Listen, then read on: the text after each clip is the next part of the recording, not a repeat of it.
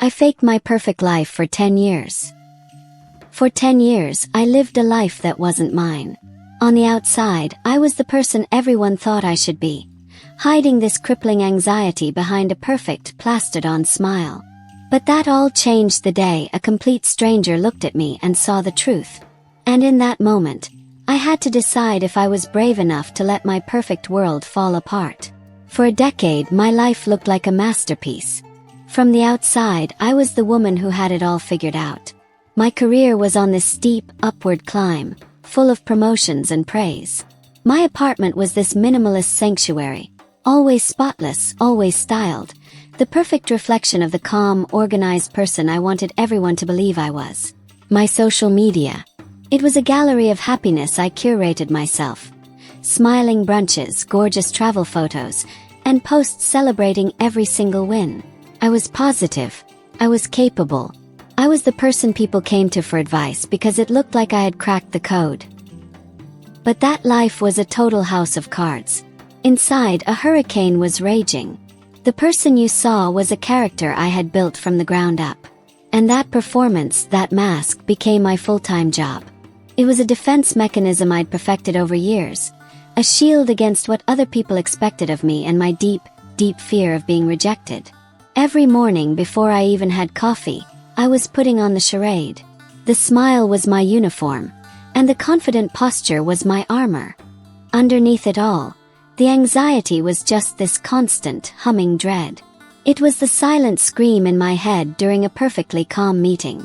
It was the cold sweat on my palms before a presentation I'd rehearsed 100 times. It was the nights I spent wide awake, heart pounding, replaying every tiny interaction from the day, just searching for a mistake, a slip-up. The one moment where someone might have seen the real terrified me. My perfectionism wasn't a good thing.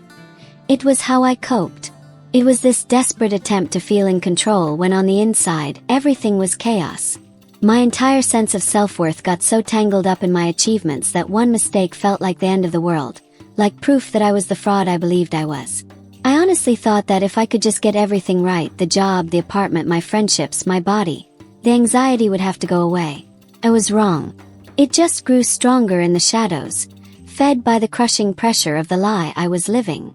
The beginning of the end didn't happen in some big, dramatic moment. It happened on a random Tuesday, in a small, quiet bookstore I ducked into to get out of the rain.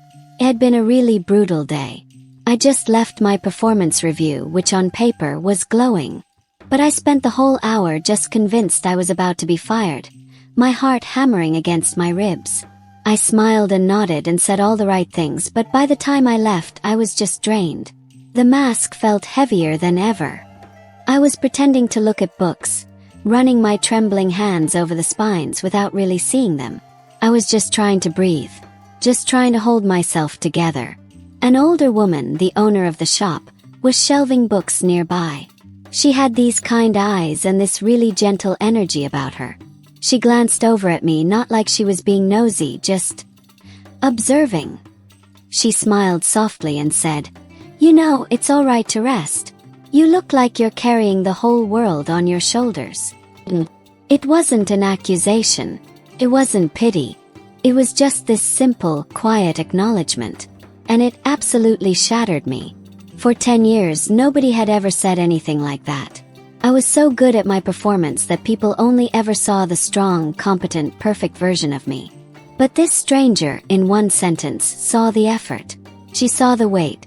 Her words were like a mirror, showing me a reflection I had refused to even look at for years. Tears I didn't even know were there just welled up in my eyes. I mumbled a thank you and basically fled the store, back into the rain. I just stood there on the pavement, the cold drops mixing with the hot tears on my cheeks, and for the first time I felt the crack. The perfect charade had this tiny hairline fracture, and I knew, with a terrifying certainty, that it was all about to come crashing down.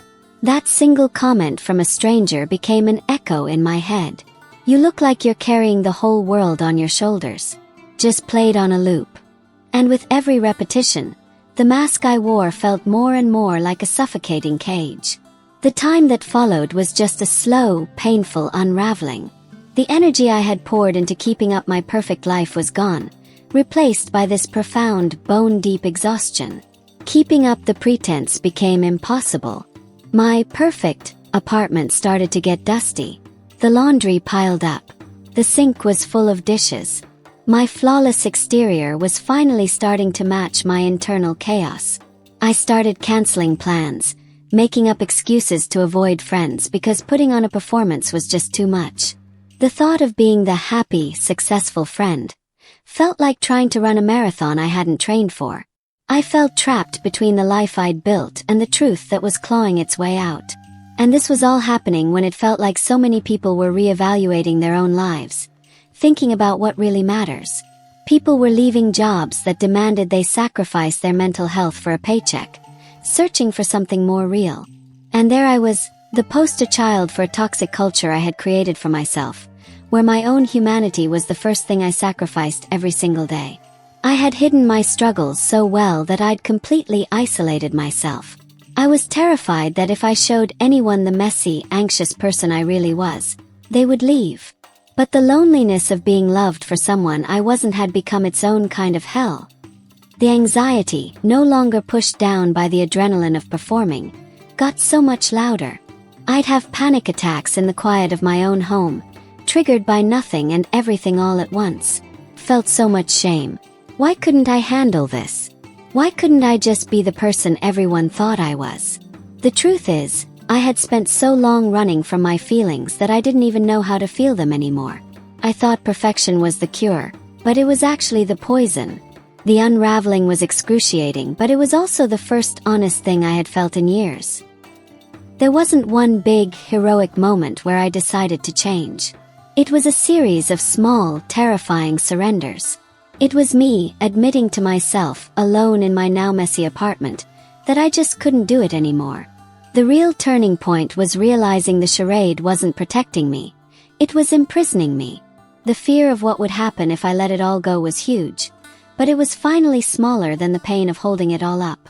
The first step was the hardest. I had a big networking event coming up, the kind of thing my career was built on. A place to perform my success for a crowd. My entire body just recoiled at the thought. The old me would have bought a new power outfit, rehearsed my talking points, and spent the night being brilliantly on. But the unraveling me couldn't even imagine it. With a trembling hand, I typed an email to the organizer to decline. I didn't give some dramatic reason. I just said I was unable to make it. It was this tiny act, totally invisible to the world, but for me it felt like a revolution. It was the first time in a decade I had chosen my own well-being over my image. The next step was even scarier. Called my sister. She was one of the people who really admired the perfect life I'd built.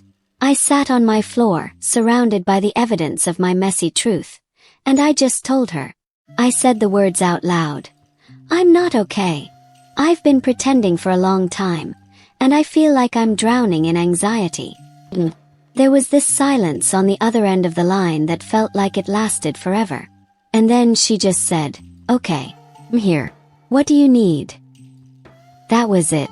No judgment, no disappointment, just acceptance. It was in these small moments that I made the terrifying decision. I decided to stop performing and start actually living my own life. It wasn't a choice to be happy. It was a choice to be honest.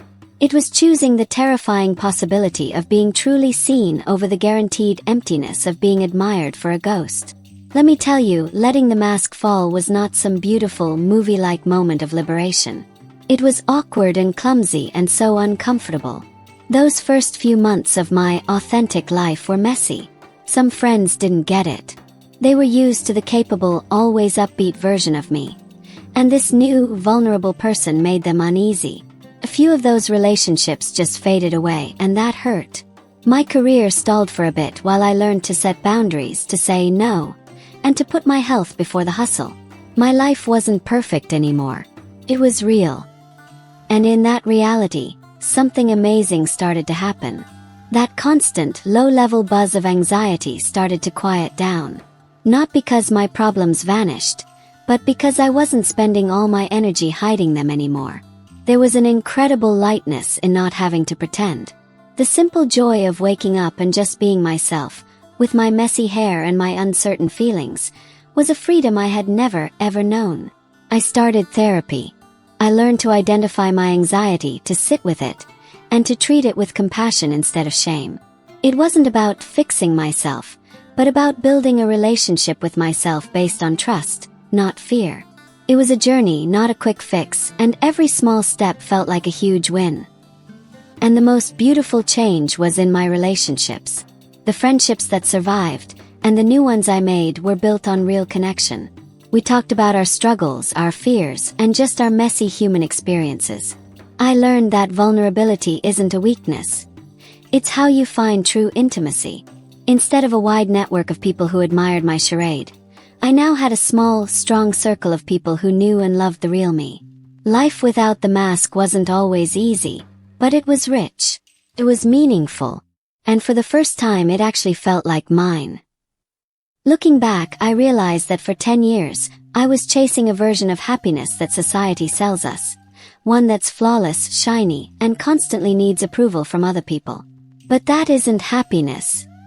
It's a performance. True freedom, I've learned, isn't about achieving perfection. It's about embracing the beautiful, chaotic, and imperfect reality of just being human. The biggest lesson was this. My worth isn't tied to what I accomplish or how perfect I can seem. My worth is just there. It's inherent. Letting go of that charade was the most courageous act of self-love I've ever done. It was accepting that I'm allowed to have bad days, to make mistakes, to be tired, and to ask for help. It was understanding that real strength isn't about never falling down. It's about having the courage to let people see you when you're on the ground. My life isn't perfect anymore. Not by a long shot.